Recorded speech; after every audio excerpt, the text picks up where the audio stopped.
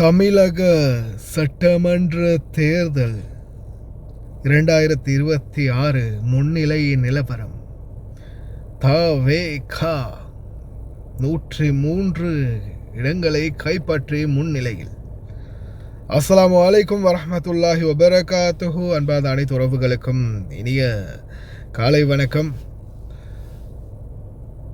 அதிமுக, திமுக, மற்ற கட்சிகள், அதே போல தமிழக வெற்றி கழகம்.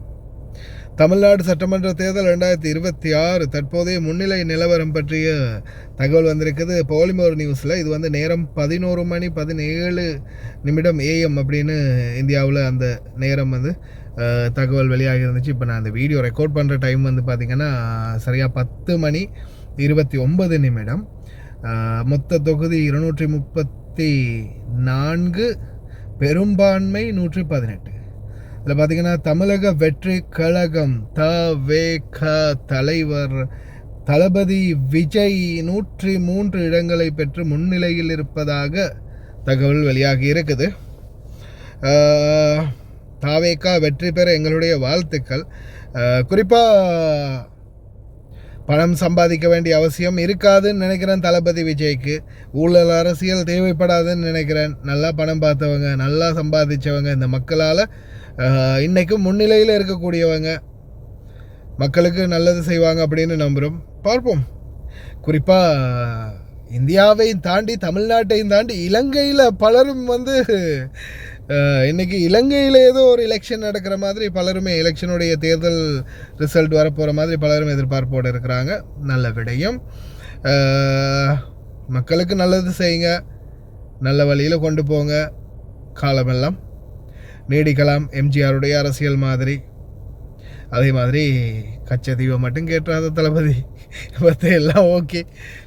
அப்புறமா எல்லாருமா சேர்ந்து மறுபடியும் கழுவி ஊற்றி தூங்கிடுவானுங்க. எது எப்படியோ தவேக இப்போதைக்கு வரைக்கும் முன்னிலையில் இருக்குது.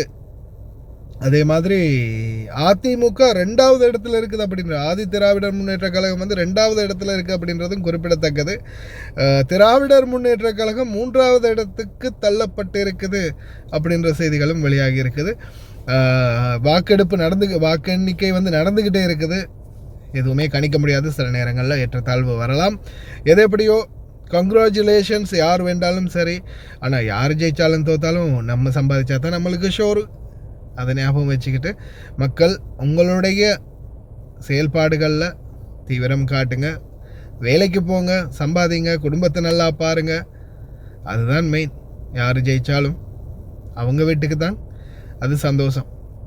நாட்டுக்கு சந்தோஷமாக இருந்தால் அது வந்து ஆட்சியை பிடிச்சி அதுக்கப்புறமா ஆட்சி அமைச்சு அரசியலமைப்பு சட்டங்களை மாற்றி புதிய புதிய தீர்மானங்களை கொண்டு வந்து நாட்டு மக்களுக்கு நல்லது செய்யக்கூடிய தலைவராக உருவாகும் வரைக்கும், அது மக்களாக உணரும் வரைக்கும் நம்மளுக்கு சந்தோஷம் கிடையாது. மக்களே, பொறுமை காப்போம்.